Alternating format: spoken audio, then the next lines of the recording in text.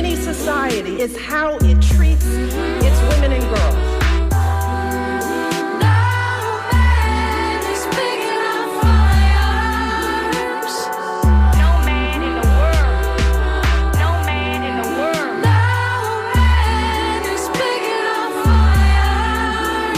The measure of any society is how it treats its women and girls. We create the smart, powerful, creative, accomplished young women. We can fight. I'm here because of you. I'm here because girls like you inspire me.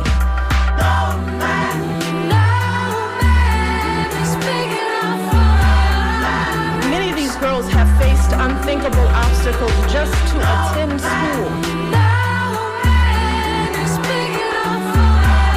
The measure of any society is how it treats its women and girls.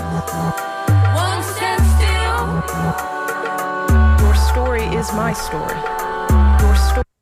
Buckle up, buttercups. It's another episode of Surly Voices on WMNF Tampa 88.5.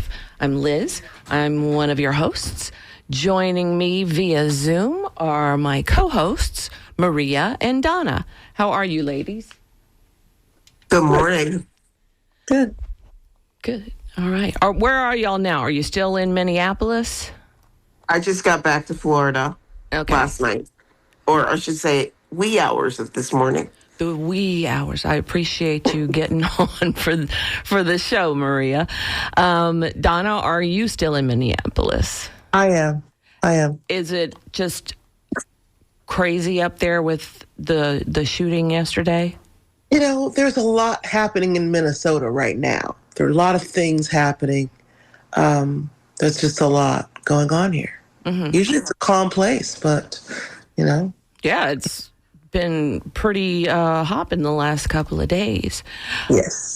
So what would y'all like to talk about this morning?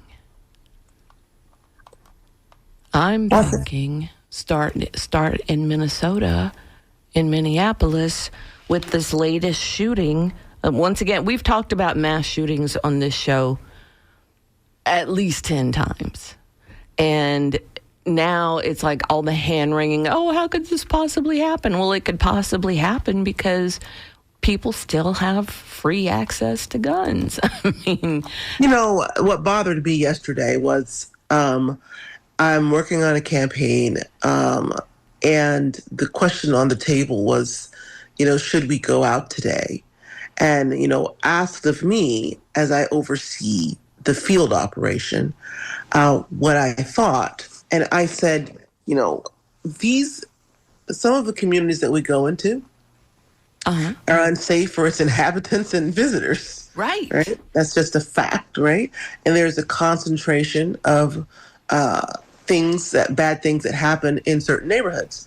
And not for one moment do any of the people who say this is where we're going to be knocking, that are not outside of our company, you know, the people that invite us, think, gosh, you know, let's talk about safety precautions when we go into these areas. No, they have minorities overseeing the programs. They have brown people running, doing the work in the programs. And so yesterday I said, I was angry when I came on and they said, hey, are you gonna, what do you think about this? Like, we've had this thing, you know. And I said, well, these communities are inherently unsafe. I'm just going to do the job. That's the job. Mm-hmm. So it's unsafe all the time.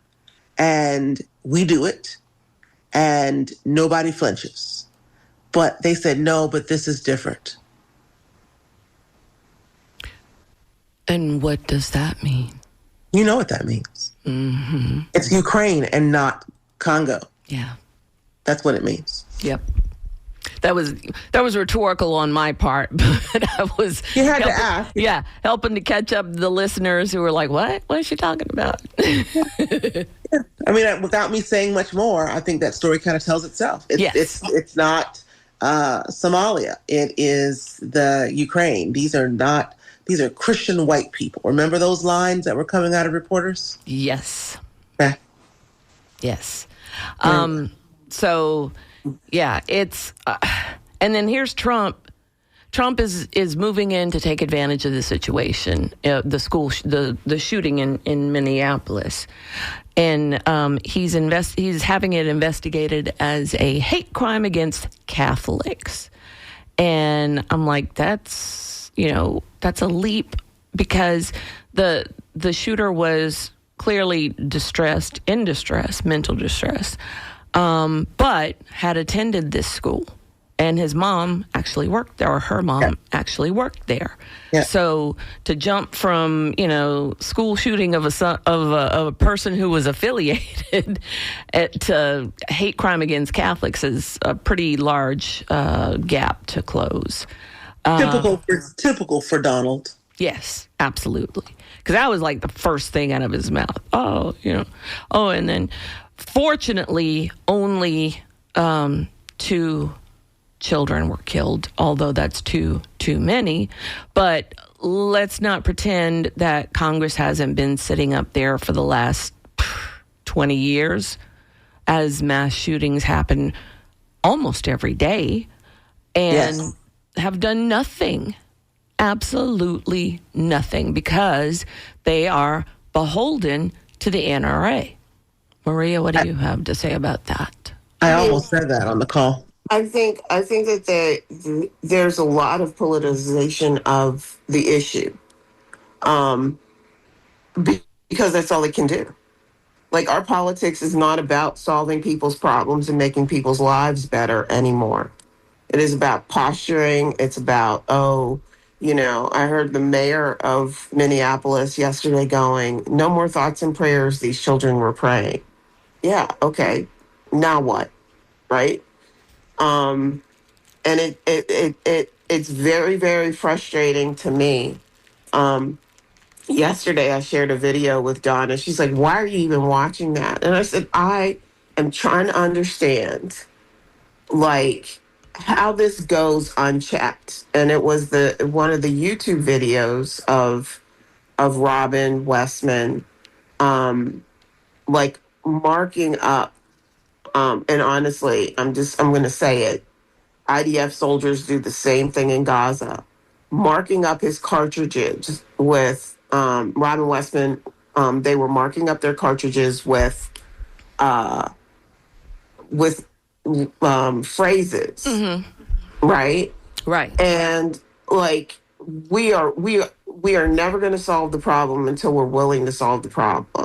Right. And that is the thing that I find so disturbing about this. No matter where we are or what community we're talking about, we are the only species that kills one another with such impunity and such depravity about it. Right. And no end in sight. You're listening to Surly Voices on WMNF Tampa 88.5. If you want to join the conversation, you can give us a call, 813-239-9663, or you can email to dj@wmnf.org. What I find interesting is the profile, pretty much, of the mass shooter is young white male, and that is the profile. Now, this particular person in Minneapolis is trans, and I am afraid of a big trans backlash. But if you look at the statistics, less than 1% of the mass shooters are trans. It's by and blows away the whole chart when you look at who does this, and the majority is young white males. And so why do y'all think that demographic is the one that's exploding with this mass shooting mask? Maria?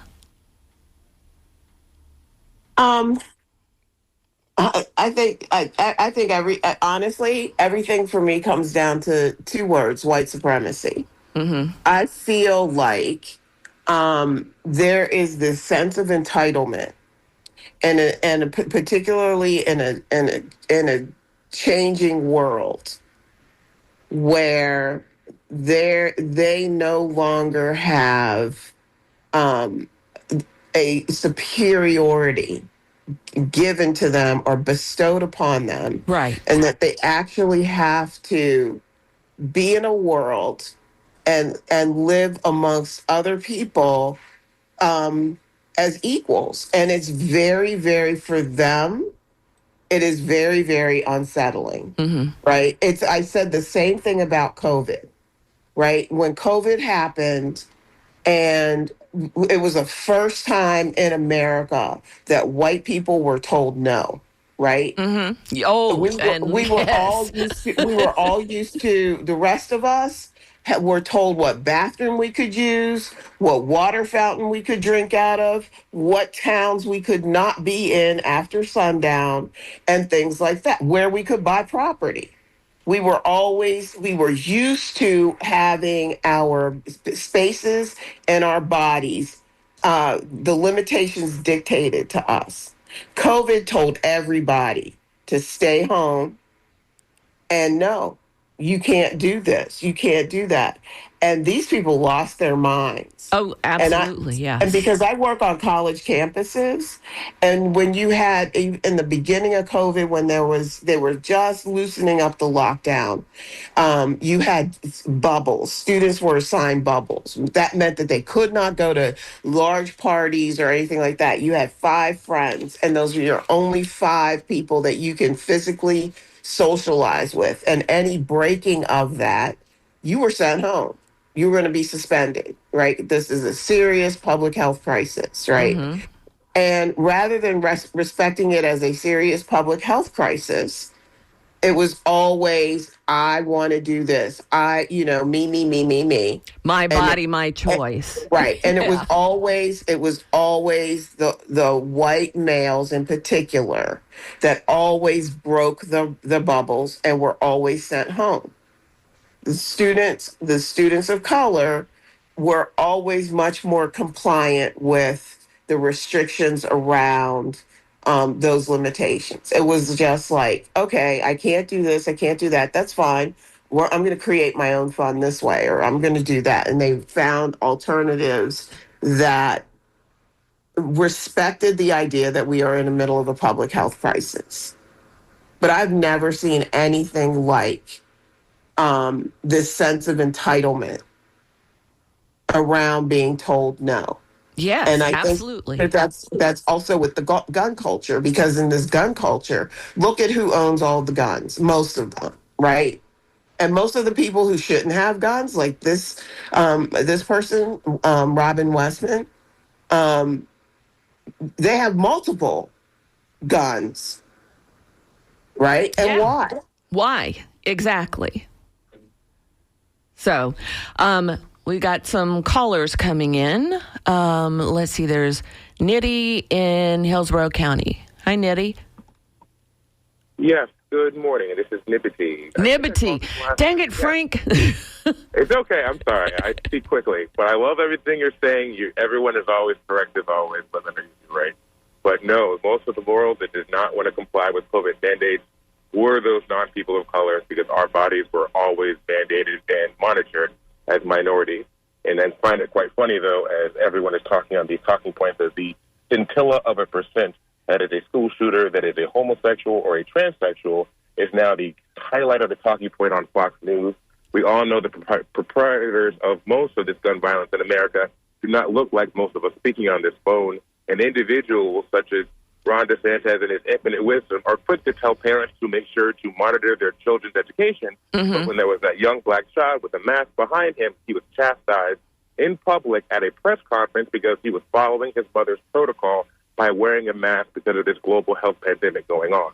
I think everything you're all talking about is absolutely correct. When a lot of people were mobilized to anger in groups of quadrants of the internet, which none of us dare go, because they were mad as heck and they were not going to take it anymore. And the fact that minorities, women, other individuals were telling them to stay their happy behind home, aggravated them to no end. So I just wanted to comment as well as always and say good job. Keep up the great work. Keep telling the truth, and thank you for braving the fight, because we all know we live in a retaliatory environment, not only in this state but in this country. But we are all being monitored. Watch appropriately. Amen. Amen. Thanks so much, Nibbity. DeAndre in Brandon. Hi, DeAndre. Hey, good morning. I think I'm going to muddy the water a little bit because there's some observations that I had, and I think it's a very intersectional event that's taking place. There are a lot of young people who are making horrific choices. And guess what? I'm now learning there's a trans person who was involved in that Minneapolis shooting. Yes. So just a little before that was a black young man in some of the most problematic circumstances who was also in a shooting at a military base up in Georgia. There are young ladies, white young ladies. I recall at least one in recent months who was making bombs.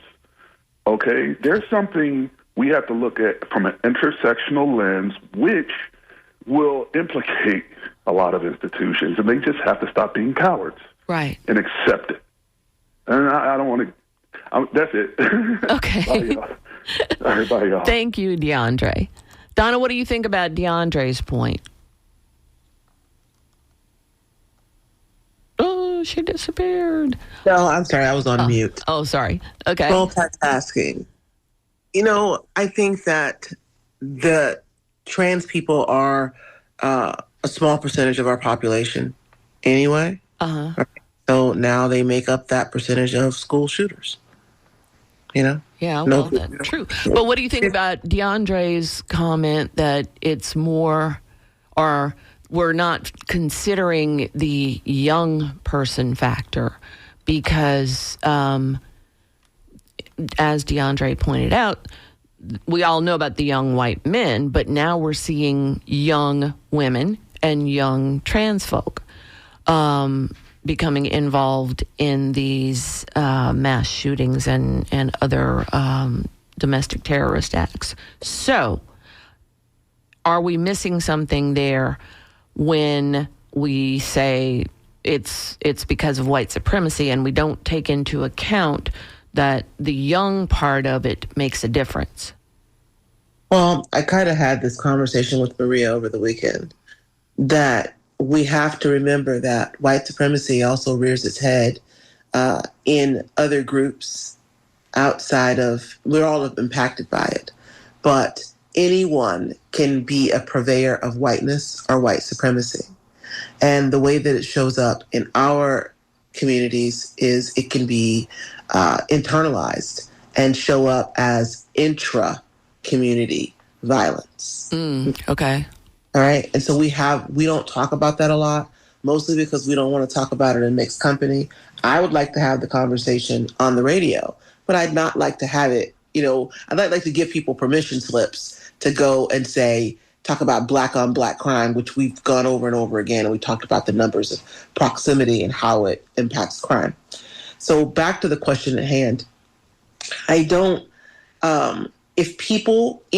can internalize the rage and anger of white supremacy being removed from its throne.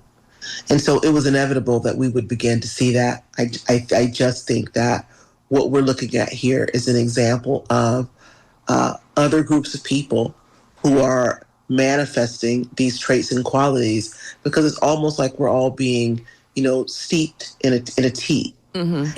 And you cannot escape it. And how people express it is going to change from individual to individual. So why would a black person or a Latin person or a trans person, because of the immersion, not be subject to those thoughts? Look at how people are voting. It shows up there. You see people who go into the polling booth, the proverbial booth, and vote against their interests without hesitation because they want to be aligned with what they perceive as the winning team.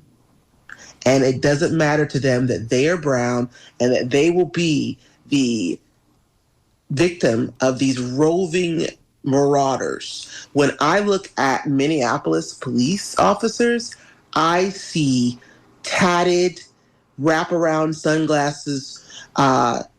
These guys are the ones who run 10 miles and do the cold dip, and they go to gyms where everyone is a bro, okay? They are roving mobs of white supremacists, and they terrify me. And I feel like, honestly, there's a black woman sheriff. I don't know if you know this or not. In Minneapolis. Yes, but like Jane Castor in Tampa, she presides over a white supremacist mob.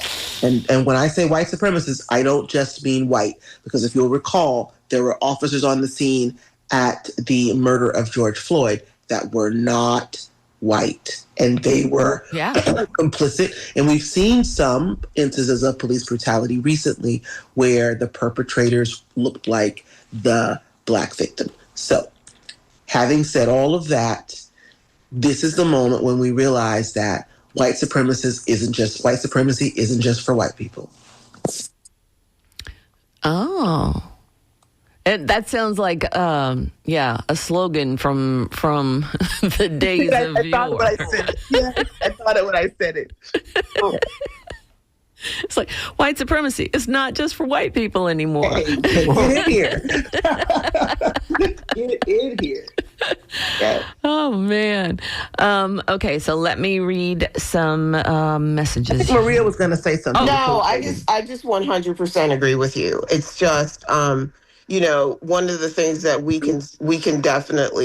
can see is that a lot of these folks that we're talking about are really in a struggle with their own identity and white supremacy, right? Like they don't want to be other.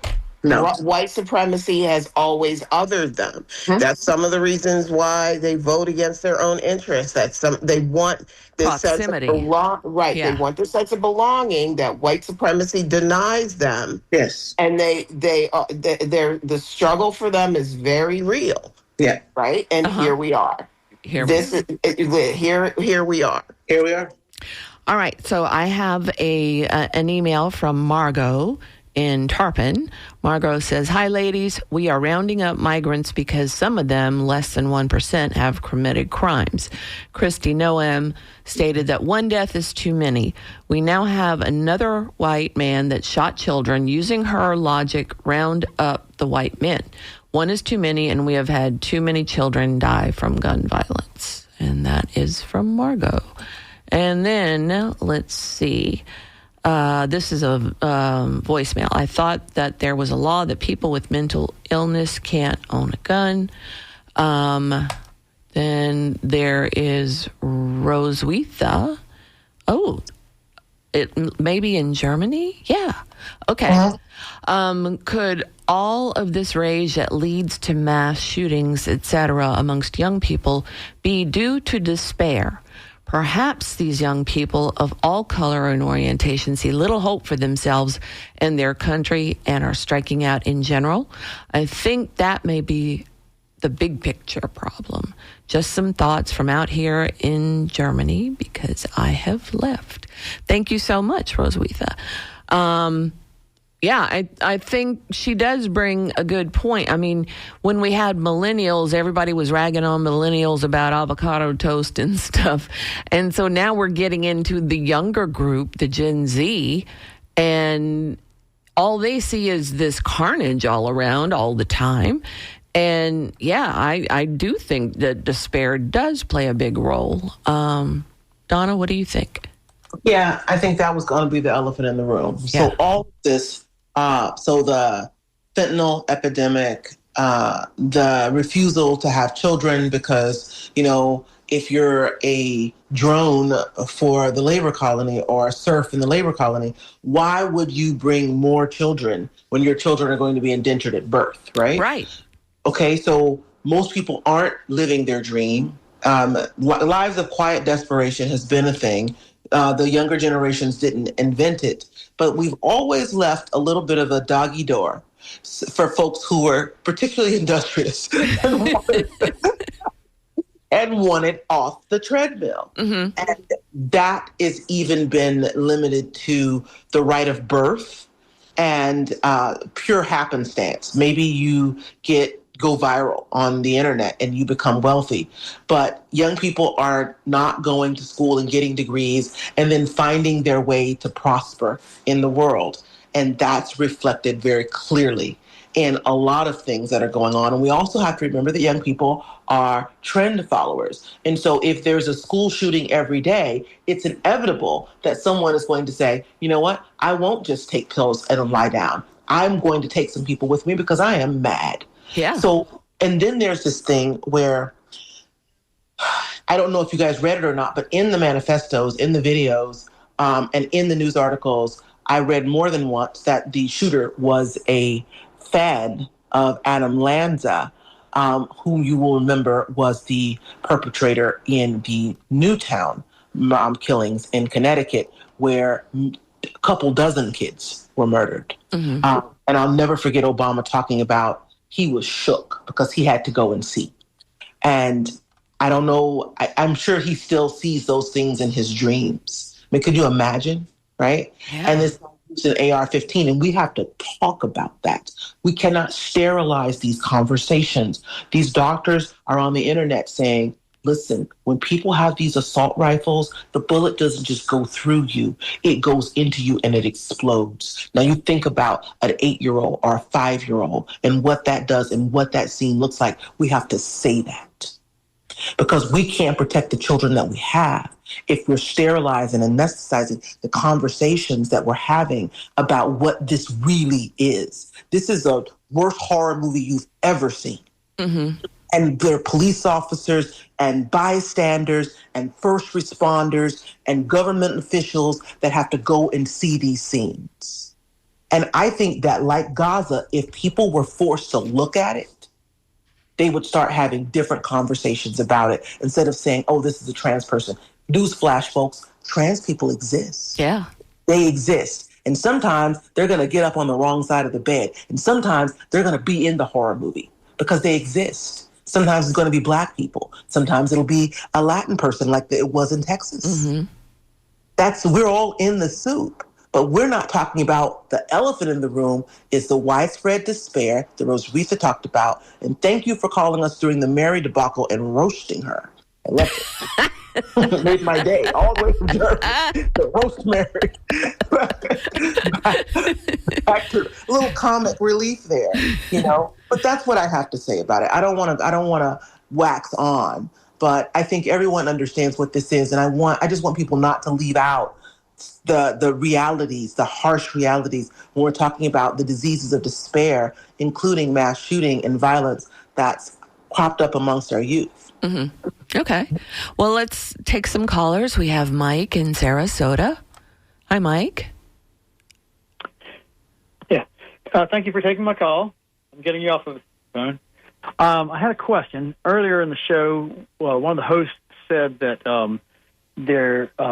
they cited a study which showed that transgender people were not disproportionately reflected as perpetrators of mass shootings. I was curious what specific study you're referring to, and the reason I ask is because I follow those statistics, and particularly the FBI statistics, and they do not list transgender. They only list male and female. So I'm curious what study you were talking about. I didn't say a study. I did not say a study. Maria, did you talk about a study? I kind of did. No, I didn't. I said it was the transgender transgender mass killers are less than 1%, whereas white young men are bigger. I would have to go back home, pull up my screen, and see where it is, Mike. So look at the Facebook this afternoon, and I'll have a link to the study. Okay. Well, one other thing I'd like to say about that is that when you're looking at statistics on this, you have to. It's going to be a little bit difficult to do because you have to differentiate between actual transsexuals, people who've actually gone the distance and are now physically a different sex, versus people who are transgender, who are just might be identifying as a different sex. So that's going to make it a little bit difficult right there. And finally, I think in defense of those people focusing on this issue, I think what we have to realize is we had that shooting in Kentucky by someone who identified as transgender, and now we have this one. And it's kind of a new thing, and it's unheard of before. So it may be disproportional to their actual numbers in the population, depending upon how you identify them. Well, let's think about that too, Mike. That brings up a good situation. Yes. Why all of a sudden? Yes. I'm gonna let you go, Mike, and then Maria and I are gonna dish on this. Okay? You're going to carve me up. Yeah, not you, but you did raise a really good point, and I will put that study up for you. But let's talk about why all of a sudden we're seeing transgender folk.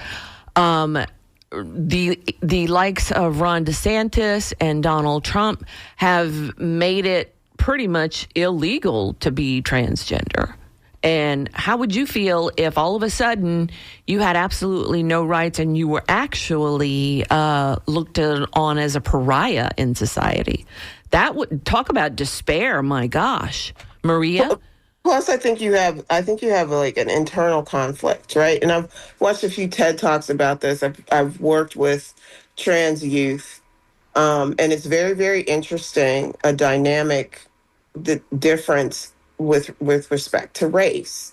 If you are a white trans woman, you've spent some part of your life as a white male. Mm-hmm. And that lived experience is completely different.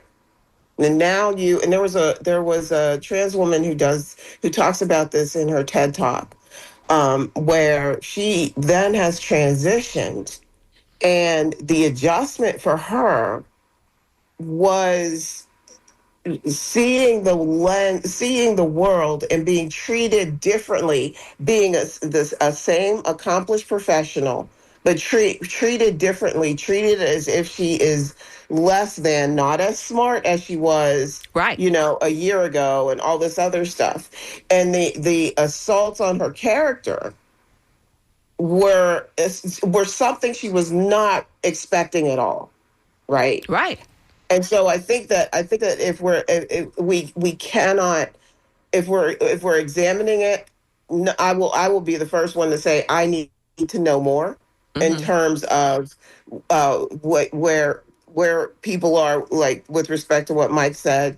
Are they identifying as a different gender, or have they gone through complete transition, right? And in this particular case, Robin had not gone through transition, right? Right. Yeah. And so I think that there are struggles there in terms of all of that to begin with, right?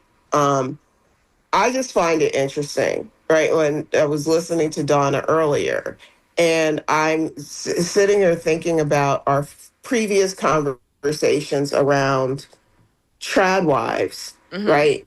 And being told that you need to have children, but this is the world in which we are told to have children in, right? Yes. And the irony of that, like, it is so dystopian to me. And then the other thing that I think about is, and it's a little bit off topic, but I just find that it's so ironic that we have spent so much time and energy painting over rainbow crosswalks, yes, in this state. And nobody's checking people to say, are you okay? Right. You just bought 5 assault weapons. Knock, knock, knock. Are you okay? Just checking. Right. Okay. We need to get to the queue because it's backing up. You're listening to Surly Voices on WMNF Tampa 88.5. Get your calls in now because we're gonna stop taking them about 5 till. So can I say one thing? Sure. Yeah. So we are putting trans people or gay people under the microscope for participating in school shootings. But we're not having that heavy-handed discussion about the majority of white males that make up school shooters. 1,000%. Exactly. So, you guys, our actual racism and homophobia has made it into how we adjudicate people who kill children.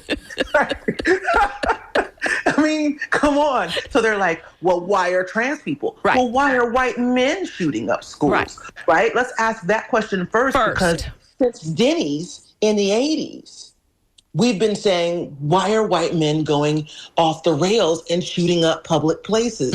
Right? We've been saying that. And so now it's like trans. No, we're going to talk about why are white men, why are the bloods of the hands of your sons soaked in blood always? Yes. Let's talk to Tony in Long Island. Hi, Tony. Hey, June, I was just comment about that. White supremacy isn't only just for whites anymore. I just believe that white supremacy is just a subset of right-wing philosophy, which I believe begins with hierarchy. So anybody who's about hierarchy is going to be, into that philosophy of discriminating against people. And, once you're about hierarchy, it opens up all type of philosophies like apartheid and colonialism. And that's the root of the whole problem. Okay. Thank you so much for calling, Tony. Keep going. All right. Bye-bye. Let's talk to Remy in Orlando. Hi, Remy. Hey, good morning. Thank y'all for taking my call. Did I say your name right? You did. Thank you. Oh, good. Frank could spell that one. Appreciate it. And appreciate y'all. And, yeah, I'm just got a few quick points to make, and thank y'all for letting me do that. And disclaimer to all your listeners, I'm a white male. I'm a Christian, so you all know where I'm coming from and who I am. But it's always been an obsession with something, either if it was the gays, and so many people obsessed with gays wanting something like marriage. Oh, my God, can you imagine they wanted marriage? And people, mostly white males and these super conservative types, were so upset. I mean, they just couldn't be any more upset that gays wanted marriage, and they focused on that and obsessed over it for years. Decades later, they are obsessed with anyone trans or anyone that identifies as anything other than straight heterosexual, which I am, But, and so they're going to tie it to everything. If there's a handful of mass shootings, which unfortunately in America, they're like every month, I hate to say it, but if there's a few in a row that just so happen to be, probability just so stated, that they were trans, now they are going to obsess and they're going to focus on it. And I just don't understand the obsession with gays and trans, but you make a great point when you say, where was this obsession in the 80s and the 90s and the early 2000s? Where were these people saying, we have a huge problem with all these white male mass shooters, and where's all the hyper-focus? Why wasn't that a massive topic of discussion like the trans is right now with this shooting? And it's because these people, and they're a majority in America, they are so obsessed with hating on gays, on trans, they are constantly searching for any reason to attack them. And honestly, these people just have too much time on their hands. And as a fellow Christian, I need to remind them of John 15:12. This is my commandment, that you love one another as I have loved you. So you guys need to find a hobby, stop obsessing, and do something healthy for society. And thank you so much. Thank you, Remy. Bye-bye. Bye-bye. All right, Chris in Clearwater. Let's see how this goes. Chris, how you doing?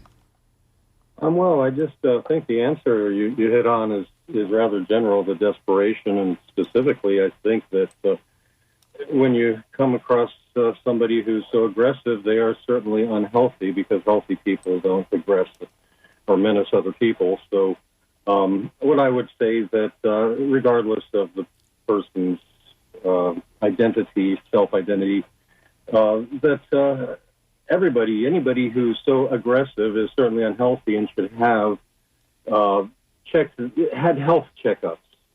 Things like have their heavy metals checked or hormones checked, and so many cancers are hormonally induced. I know some folks might think that I'm not accepting of trans people or whoever wants to identify as whatever they'd like to, which is fine by me. But I just don't want you to be sick. I don't want you to get cancers many of which are hormonally induced, as I was saying. And, before you make any lasting changes, like anatomical changes or romantic partners or shooting up, do anything aggressive as shooting up a school, that you go get checked out. And and there's no evidence, though, Chris, that this person had undergone any kind of hormone therapy. So, well, certainly, yeah. I'm saying that you have to check your hormones so you can balance your hormones, and you can take things like raw cruciferous vegetables. Okay. A supplement called DIM.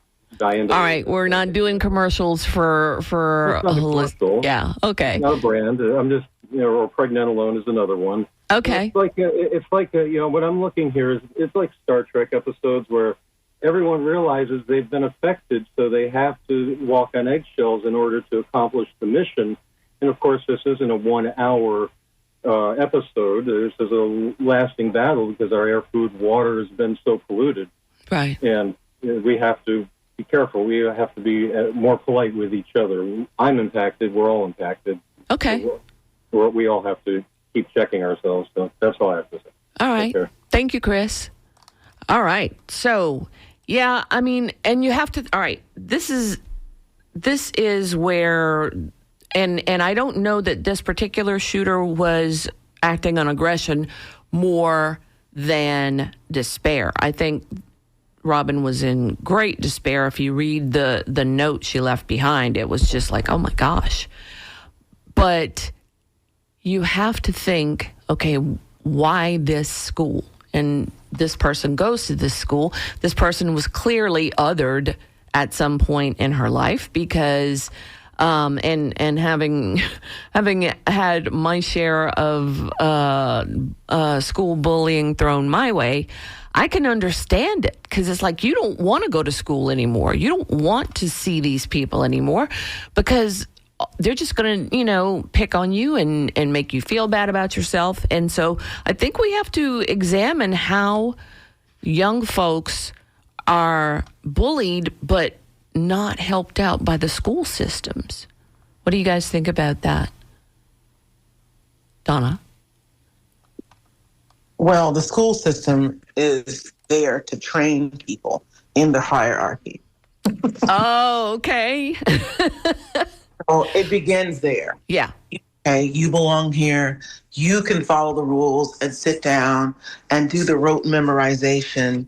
And so we're going to move you to the front of the class and give you the opportunity to get out of the working class scam. Okay. Okay. And then you can get into the white collar scam. You're still going to have debt. You're still going to be in the hierarchy. Now you're going to be in the white collar or the academic hierarchy, and you're still going to dance for your supper. So the school is ground zero of the indentured servitude that is our capitalist economy. So if someone comes into that space and they don't, pass muster or measure up or fight their way to the top of the hierarchy, then that's the space you're going to get. And you can even hear parents and teachers saying, if you go and you let them do that to you, then I'm going to be mad. Instead of saying, no, the world should not be like this. And other people should not talk to you and treat you that way unprovoked. Right? Yeah. We say, if you don't stand up for yourself against those bullies who have a right to exist in their current form, and the bullies are always the ones that end up at the bottom of the class. Sometimes. You're right. Yeah, I shouldn't paint with that broad brush. But anyway, go ahead. And so they're saying if you have to earn, even your own parents will tell you, you must earn the space that you occupy on the hierarchical rung that is our society. So you either fight for it, and I've seen parents abandon their children to bullying. You see 10-year-olds hanging themselves as a consequence of going into these environments every day. Yes, exactly. Teachers aren't standing up for them. Schools are violent, inherently violent spaces because they train white supremacy, because they train the social hierarchy, because they indemnify racism, sexism. That's where it starts, y'all. Dang, I had never thought about it that way before, but I hate schools. So Yeah. you're talking to someone who is deeply biased. We're talking to someone who's deeply biased against these spaces and what they perpetuate in our society. Those institutions are literally the basic training for what comes after. okay. They don't have to be. They don't have to They be. are. But they are. But they are. And if you look at Moms for Liberty, what Florida has, contributed to this dysfunction. Mm-hmm. If you look at Moms for Liberty and all of this book banning and all of this every attempt to indoctrinate rather than afford students a space where they feel supported and given an opportunity to thrive, that's not what we're doing. Right. Right? We want to ban books that talk about your pride in your heritage or Toni Morrison or anything that would make you feel seen. Right. We've made every effort to erase. Exactly. They're taking stuff out of the Smithsonian because, we shouldn't have to feel bad looking at that stuff. It's crazy. Let's talk to Susan in Tampa. Hi, Susan. Hello? Hello. Hello? Hello. Hello? Susan, can you hear me? Yes? Okay. You're on the air. Okay. I don't care who the shooter is or why they're shooting, or the reason. I think a lot of responsibility falls on the people, the family members, sisters, brothers, wives, partners. Anyone who knows them probably knows something about their agenda and they've heard something, they don't report it, and they let it go, and they know that maybe they're mentally ill, and no one is doing anything about it to report them. They're afraid. They don't want to be looked at as having someone that they know that's not mentally stable. And Oh, you cut out, Susan. Hello? Yes. Yes, that they just went out and they just bought guns or whatever they bought. They're making bombs or whatever. Those people have a right to report it. They have an obligation to report it. And somehow, whether criminally or whatever, they should be held responsible if they had any sense of what was going on and they didn't have the moral obligation, they didn't feel an obligation to report them. Right. Got it. They do that in some places, Susan. So thank you for calling.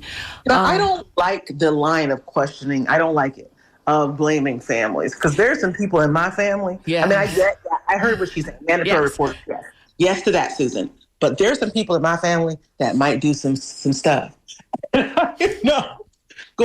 You can't say, well, my nephew seems, like he's a little bit, and so I'm going to call the police and tell them what? Tell him what? Yeah, exactly. He's acting all surly and disgusted, and he's a teenager, and they'll be like, what? Why are you calling us? Now, you can call and say, I think that he has mental illness and he shouldn't have those 14 guns. Yes. Right. Yes. But other than that, it's just like that movie where they were arresting people for crimes they had not done yet. And I don't know how that works. Yeah. And you had those two parents in Michigan who were prosecuted because the dad actually bought the guns for that young man. Yes. Oh, Kyle Rittenhouse? I think so, yeah. Because Kyle Rittenhouse got off. Kenosha. He was Kenosha. Yeah, it was recently. It's like a year ago. It was not that long ago, but I don't think it was Kyle Rittenhouse, who's on the MAGA circuit cutting ribbons. And stuff. It wasn't Kyle Rittenhouse. it was another school shooter. It was another school shooter. Right. But the parents were tried and prosecuted in Michigan. Yes, I do remember that. That's what I was referring to when I told Susan they do that in some places. Yeah, because all these people are in somebody's family. And low key, I be side-eyeing some of my relatives. Yeah. Well, a lot of kids will not show any outward sign that they have turmoil because they internalize it all. That part. Yeah. So, we have, let's see, a couple of emails. This one says, doesn't say anything, actually. Oh, wow. DeMarco sent a huge, big lettered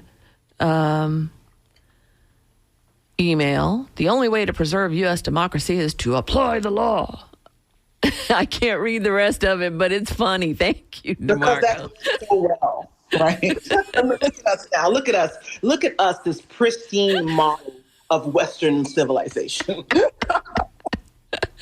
I'm going to forward this to Donna and Maria so they can enjoy it as well. Let's see. Yeah, not today, Satan. The reason the crackpot right wing is obsessed with trans people is because a black man got elected to be president of the United States. At that point, they circled their wagons, instituted the Red Mat Plan, and focus group threats that Americans would respond to that they could weaponize against anyone who didn't get in line with their plan to do away with democracy and become a one-party state. Fear of LGBTQ plus people actually having the same rights as other people did very well. So that's the windmill at which they now tilt. This is from Charles in Tampa. Thank you, Charles. I'm going to play a really quick promo here, and then we will close out. Hopefully I can get it to work, but DT is standing by just in case. I can't make it work. So DT is going to have to come and rescue me. Thank you, sir. Anyway, we are getting into the end of the conversation, but we still have some emails to go through. Karen in Dunedin says, I disagree with Susan. I think people isolate themselves when they're going through something. So if they lived alone, nobody might have a clue what's going on with them. Then Betty, I don't know what this means, Betty. It was Ethan Crumbly, she says. Let's see, this one I can't read. And then this one says, have a lovely day, Maverick, Brooksville. Thank you. DT's not having any luck either, which makes me feel a lot better. Thank you for listening to Surly Voices on WMNF Tampa 88.5. Join us again next week. Donna, Maria, are either of you going to be in Tampa next week, or are we just still on the road? We're going to be on the road until November. Oh, on the road again. Yeah. Yeah, campaign season started early. Gotcha. Okay. So we will see you next week. DT, were you able to get... Nope, he can't. So I can't use the mouse, and he used the mouse at the same time. Because, yes, we do want to play this if we possibly can. Oh, there you go. All right. So join us next week, Thursday at 10 a.m. for Surly Voices on WMNF Tampa 88.5. Support for WMNF comes from listeners like you and WEDU PBS. You can watch a special tribute to Rob Lorai, one of WMNF's founders and long-term news and public affairs director. This Friday, August 29th at 8:30 p.m., WEDU will air a special episode of Florida This Week, celebrating the life and legacy of Rob Lorai. Learn more at wedu.org.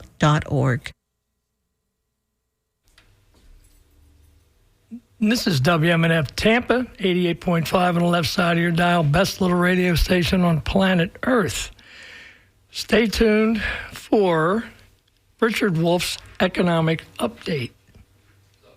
Support from the production of Economic Update comes in part from Democracy at Work, a nonprofit 501c3 organization and publisher of books by Richard Wolff, who is a professor of economics emeritus at UMass Amherst and a visiting professor at the New School University, has authored